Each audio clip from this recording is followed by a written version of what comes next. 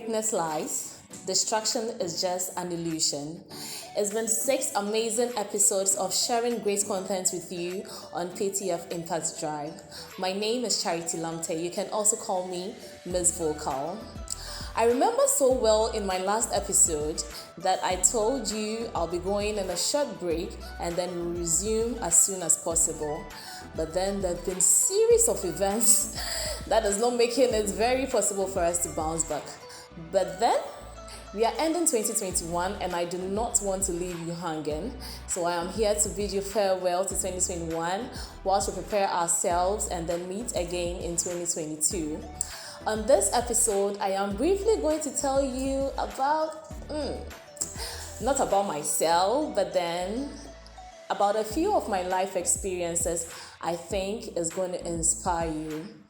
And before I begin, I want to apologize to my viewers, especially those on social media, for not communicating appropriately about the break. Most of you have complained to me, and I am very, very sorry. Yes. So, back to inspiration.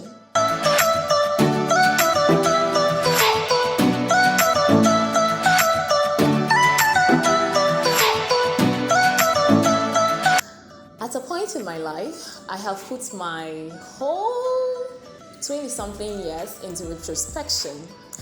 And there is one thing I can tell you about my life. I do not give up. Definitely, it's something you wouldn't find with me. People who are really close to me can attest to it. And I also want to encourage you, never, ever give up. So let me tell you a story about, where should I start? Okay, let me start from life after senior high school. So my basic and junior high school were not so much of a struggle because by then my parents were good, let's say financially, so they gave me the best they could give me as a young child. But then things started declining as I got to senior high school. But then by the grace of God, I left senior high school, successfully completed and did well, yes. But then after school, I had good grades, but I couldn't go to the university after. Can you imagine? So all my friends, people who knew me, people who mentored me were asking, hey, why are you not going to school? But then the story has always been the same. CCRDS, you can't feel. Yes, things were hard at home. But then I was determined that I really wanted to go to the university. I can't waste my brains, and I'm today. So I had to make a plan. So the first thing was to find a job that can make me raise some funds and then I could save. And the plan was 2 years so that I go back to school.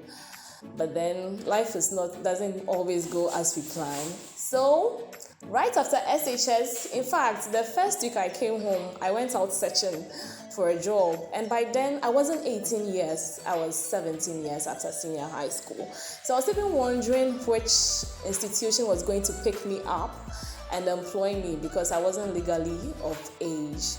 But then I was determined, Charlie, I couldn't let the opportunity slide by. So I was looking at going to a basic school to teach because there are some schools in my neighborhood that I know wouldn't pay more attention to the age factor. So I chose to go to, a school to teach. But in the course of searching for the school, I met a friend who knew someone who owned a microfinance business and told me that I should go and see the man. He's looking for people to work with him. So I decided to give it a try. I sent my application. I went for an interview. That was my first interview. So at the interview, I think my manager was impressed by our interaction. And he told me at the start he needed field bankers, those who were going to go on rounds to collect money from people. But then after a year, he was going to bring me into the office as a teller, because I told him I wasn't really comfortable going about. It was quite a risky thing for me. My parents didn't really support it. But then I took the risk, and then I started off as a field banker. I did as much as I could. I did my possible best, and by the grace of God, I apparently was one of the best staff he could work with. So eventually, after the year, he took me in as a teller, but then I still had to double up as a field banker and then a teller. Yes, so I was doing that, and I think at a point I was even acting on his behalf as a manager, because I could do most of the things he does, and because of my honesty, he trusted me. So there are so many things that he does. He would just let me do it because he knew that I would give him a good account. I would be very accountable to those things. Yes, so maybe the second lesson is that you must hold up your integrity or be honest as much as you can. And I'm also there.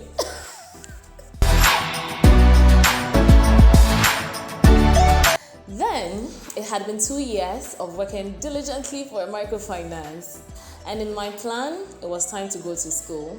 So I had already applied to University of Cape Coast, yes, to study Bachelor of Commerce, BCom. Yes, so that was 2016. Yes, I think June there about. The admissions came, and I had gotten admission to University of Cape Coast to study BCom. Okay, we have gotten admission. Now, how do we go? 2 years, have you saved enough? I went into my account, and what I had cannot take me to school. Can you imagine? So I had to make another plan.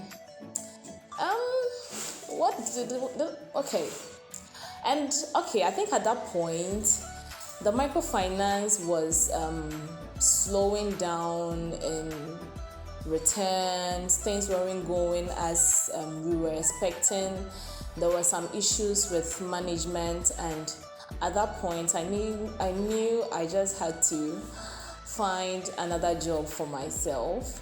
So I spoke to a few friends, and by the grace of God, I got employed with Enterprise Life Assurance. Yeah. So most people that actually know me from Enterprise Life. So I started working with Enterprise as a salesperson. Yes. So I still went around speaking to people to buy insurance. So in that period, because I couldn't go to University of Cape Coast, I decided that I could do weekend school whilst working with Enterprise Life. Then,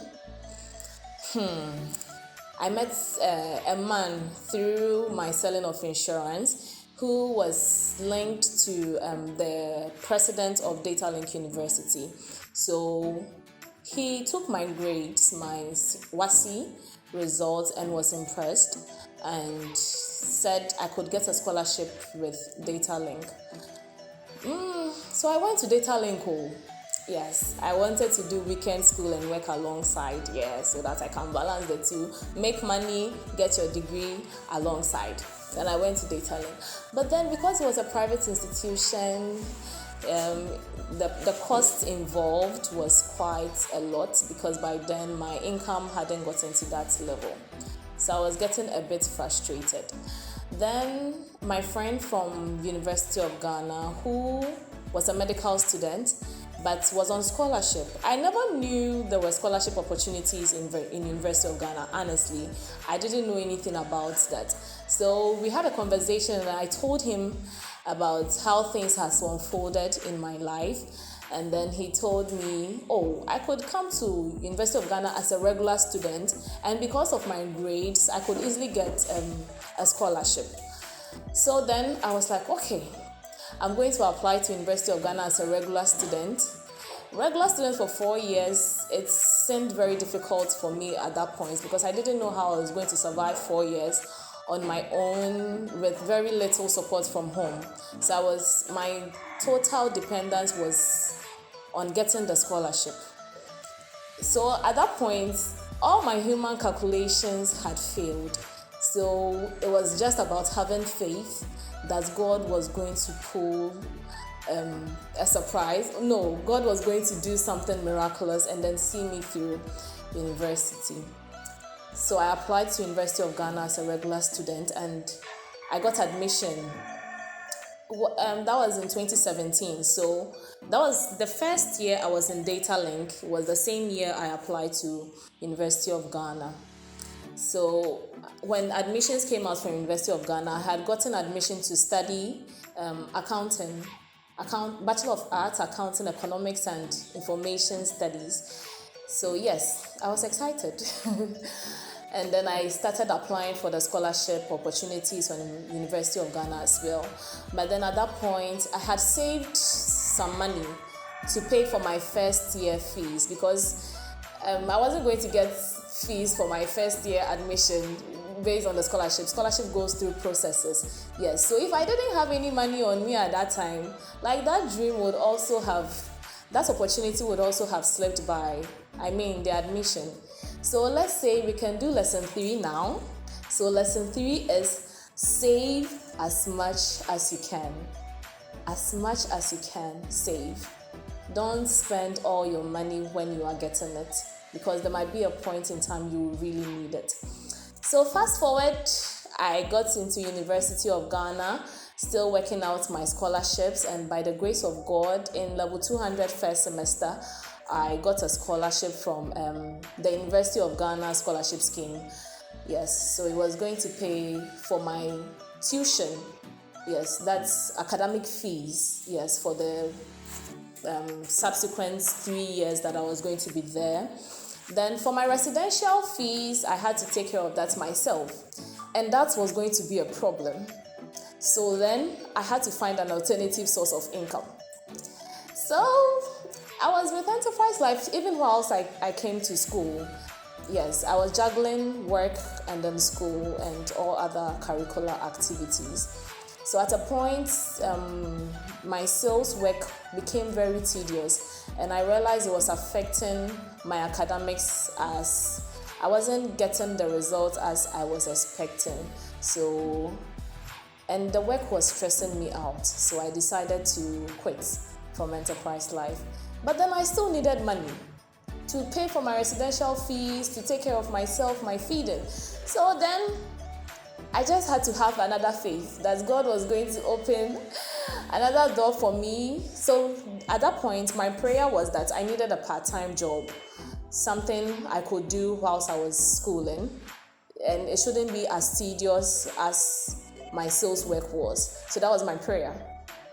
And interestingly, right after I quit, God opened the door. There was someone I had met a long time. I didn't really get in touch with him, but then I was going through my contacts on WhatsApp, and then I saw on his DP that he was actually an owner of an NGO. Yes, Mr. Lovans. Yes, yeah, he has been very instrumental in my life up till now. So I went to him and then I told him that this was my situation. I needed to do something to make income whilst I was schooling. And his workplace is around Medina, which is close to campus. So I thought I could just juggle the two. And by the grace of God, I worked with him and then completed University of Ghana. I don't want to talk too much. Yes, so fast forward, by the grace of God, I'm a graduate from University of Ghana with a second class upper. Yeah. God has been so good. Yes. So I think we've done 3 lessons. So the 4th lesson is that always put your trust in God. Honestly, 4 years of being in university, I didn't do it. I didn't have, there were people that were helping me in little ways. But I can say that the majority of my journey was me and God going hand in hand. So I don't know the situation you are in. I don't know how your story is like. Maybe your story is similar to mine, or probably very different. But there is one thing that you can't let go of. That is putting your trust in the Lord. Yes, put your trust in the Lord. And He would make everything beautiful. If you keep trusting Him, He wouldn't disappoint you, for real.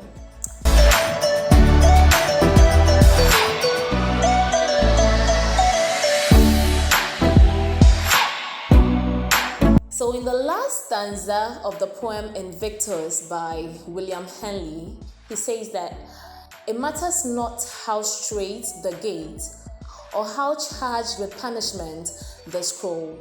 I am the master of my fate. I am the captain of my soul. This is my inspiration for 2022. You can go and look for yours if you don't have it. Okay? So this has been the PTF Impact Drive. Thank you for being with me in 2021. For now, I can't promise when we are going to return because first of all, we are looking to seek for sponsorship to bring up other contents apart from what we've been doing so far.